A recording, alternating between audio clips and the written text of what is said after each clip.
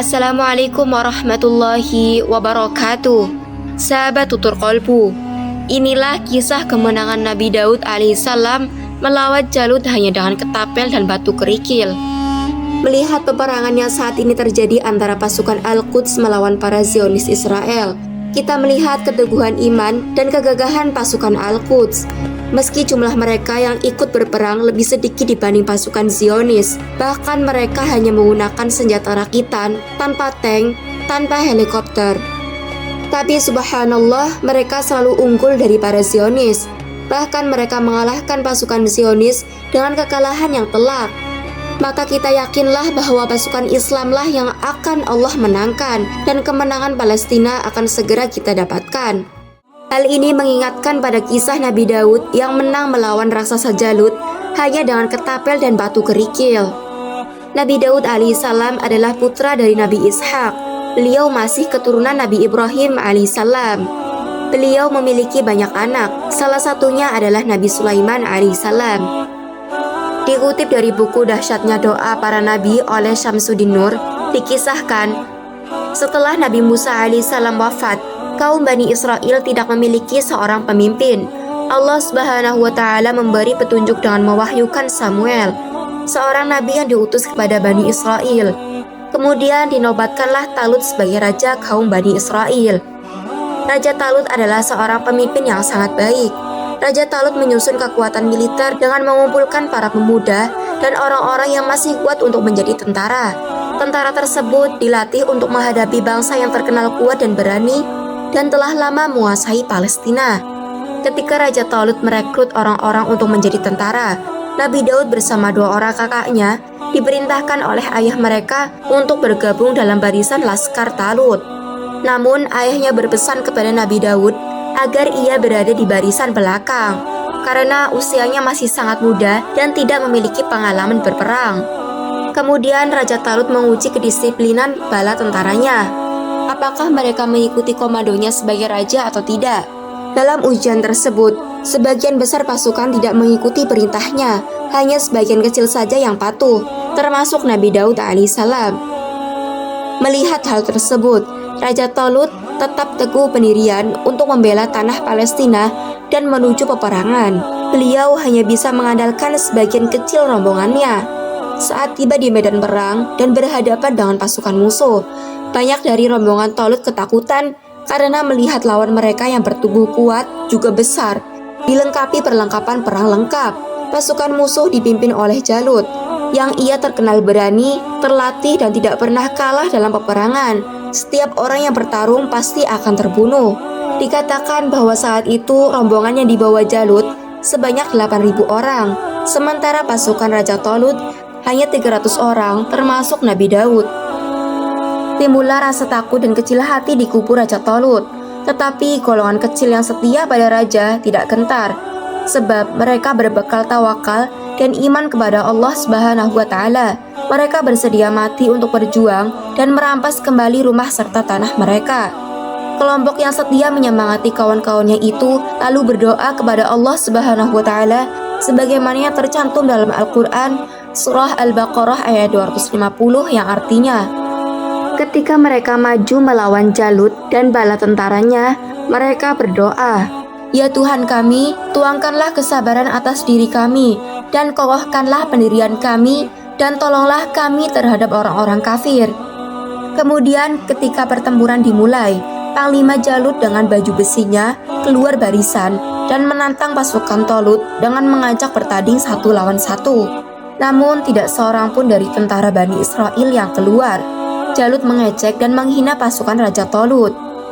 Mendengar kesombongan Jalut, Nabi Daud lupa akan pesan ayahnya agar tidak ikut berperang dalam barisan depan. Beliau menawarkan diri dan meminta izin kepada Raja Talut untuk melawan raksasa Jalut. Raja Talut merasa berat dan ragu-ragu. Belum lagi pada saat itu Nabi Daud adalah seorang penggembala kambing yang bertubuh kecil dan bukan seorang prajurit.